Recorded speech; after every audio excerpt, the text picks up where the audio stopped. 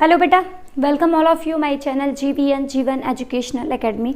तो चलिए आज हम आप लोगों के लिए लेकर के आए हैं, देखते हैं कि डीएनए की द्विकुंडलीय संरचना जो कि बोर्ड एग्जाम के लिए क्लास 12 के लिए इंपॉर्टेंट है और हाई स्कूल के लिए भी इंपॉर्टेंट है। फिलहाल ये 12th के लिए, तो देखते हैं इसको कैसे बनाते हैं और इजी फॉर्म में कैसे बनाते हैं, वो भी 2 पेन से। तो हम क्या करेंगे, ये 2 पेन मैंने पकड़ लिया। 2 पेन की मैं ये निप को पहले बराबर करूँगी, टाइटली पकड़ूंगी, बहुत ज़्यादा टाइट पकड़ूंगी। अगर आप लोग टाइट नहीं पकड़ सकते तो कृपया एक काम कीजिएगा, यहाँ पे क्या करिए, रबड़ बांध लीजिए कायदे से या धागा बांध लीजिए, जो भी आप लोगों को समझ में आए, ठीक है, जो आपको वहाँ पे सुविधा के अनुसार मिले, ठीक है।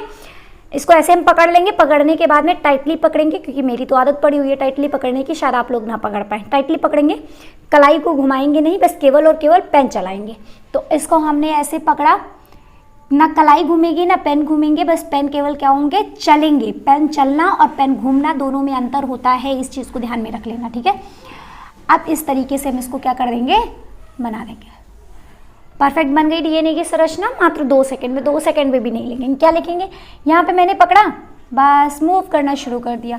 1 सेकंड में ये संरचना बन के तैयार, एक साइड की, और 1 सेकंड में ये वाली संरचना बन के तैयार। बिल्कुल परफेक्ट तरीके से आप लोग बना सकते हैं, बहुत जल्दी, बहुत आसान तरीके से, ठीक है। अब इसकी नेमिंग फटाफट बता देते हैं क्या क्या है। तो नेमिंग में देखिए क्या क्या होता है। इसको कहते हैं डीएनए का आधार। डीएनए का जो आधार होता है वो शर्करा, सभी लोग जानते हैं, डीऑक्सीराइबोस शर्करा, प्लस क्या होता है, फॉस्फेट ग्रुप का बना होता है। इसके बीच में क्या होते हैं, हाइड्रोजन बंध होते हैं। क्या होते हैं बेटा, हाइड्रोजन बंध, जो कि क्षार के जुड़ने से जुड़ते हैं। जब क्षार जुड़ते हैं ना, तो हाइड्रोजन बंध के द्वारा ही क्षार जुड़ते हैं, ठीक है।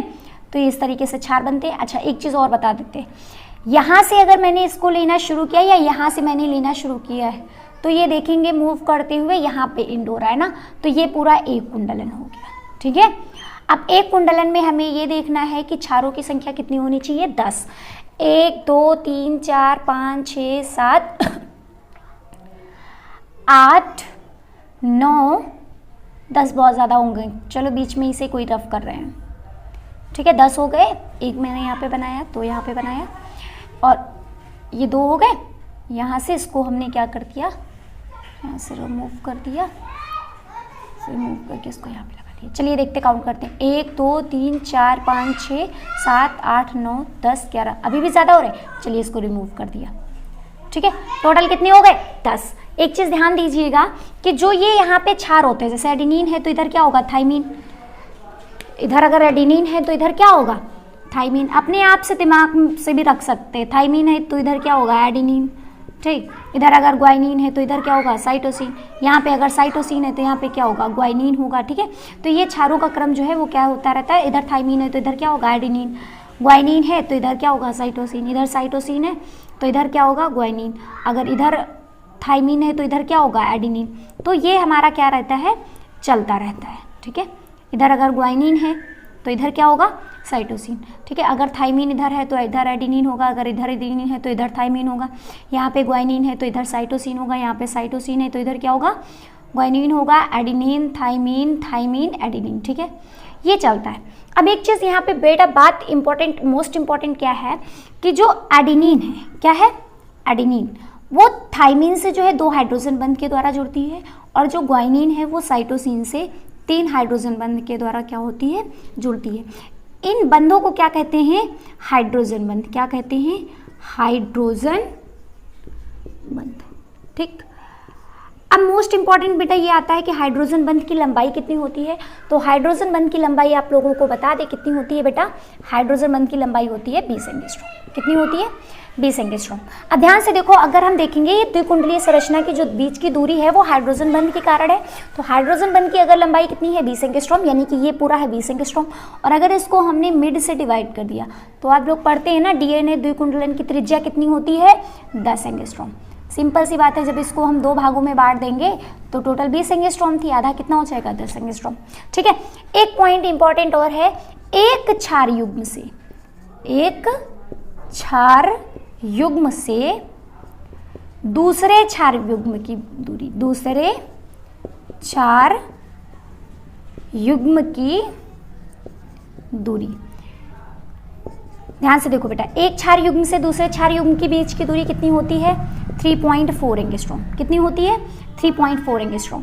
यानी कि जैसे मैंने कहा कि यहाँ से अगर यहाँ तक की दूरी हम देखेंगे, जैसे यहाँ से ये एक क्षार है या यहाँ से ये एक क्षार है, तो ये जो डिस्टेंस होगी वो बेटा कितनी होगी, यहाँ से ये जो डिस्टेंस आपको दिख रही है वो कितनी होगी, 3.4 एंगस्ट्रॉम।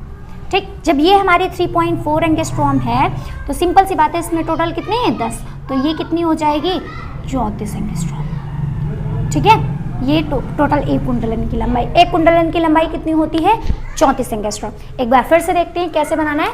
इसको हम पकड़ेंगे, टाइटली निप को इक्वल करेंगे, टाइट पकड़ेंगे और इसको इस तरीके से रख करके मूव करके घुमा देंगे, बस बन गई डीएनए की संरचना। ठीक है, आप जितनी बार उसको मूव कर सकते हैं आप उतनी बार मूव कर दीजिए। ठीक है, आधार किसका बना होता है, शर्करा प्लस फॉस्फेट का। श्रृंखलाएं जुड़ी किसके द्वारा होती हैं, जब क्षार जुड़ते हैं हाइड्रोजन बंध से तब जुड़ते हैं, और क्षार जो होते हैं एडेनिन थाइमिन से जुड़ता है 2 हाइड्रोजन बंध से, ग्वाइनिन जो है वो साइटोसिन से जुड़ता है, यहाँ पे बेटा साइटोसिन है 3 हाइड्रोजन बंध के द्वारा। और जो हाइड्रोजन बंध होती है उसकी लंबाई कितनी होती है 20 एंगस्ट्रॉम होती है, और एक क्षार युग्म से दूसरे क्षार युग्म की दूरी कितनी होती है 3.4 एंगस्ट्रॉम। कितनी होती है 3.4 एंगस्ट्रॉम होती है। और अगर ये दूरी 3.4 एंगस्ट्रॉम है तो अगर ये देखिए दूरी मैंने यहाँ पे लिखी हुई है कितनी है 3.4 एंगस्ट्रॉम। एक क्षार युग्म से दूसरे क्षार युग्म के बीच की दूरी कितनी है 3.4 एंगस्ट्रॉम, और एक कुंडलन में कोयल कितने क्षार होते हैं 34 एंगस्ट्रॉम, इसलिए इसकी दूरी कितनी, टोटल एक कुंडलन की लंबाई कितनी हो जाएगी 34 एंगस्ट्रॉम। ठीक है, तो ये आप लोगों को कितनी इंपॉर्टेंट संरचना की कैसे बनाते हैं। मेन टॉपिक इसका ये है कि डीएनए की द्विकुंडलीय संरचना आप लोग बनाएंगे कैसे, तो कैसे बनाएंगे, पेन पकड़ेंगे, निप को इक्वल करेंगे और बस यूं रखा घुमा दिया, यूं रखा घुमा दिया, बस बन गई संरचना। बस इतना सा आसान है, 2 सेकंड में आप लोग इसको बना लेंगे और ये आप लोगों के लिए बहुत ज़रूरी है। बनाने के लिए आएगा, उसमें घंटों रफ करते रहोगे, जुटे रहोगे, बन भी नहीं पाएगा। ठीक है, तो चलिए थैंक यू, आगे देखते हैं इजी से इजी फॉर्म में आप लोगों के लिए क्या ला सकते हैं।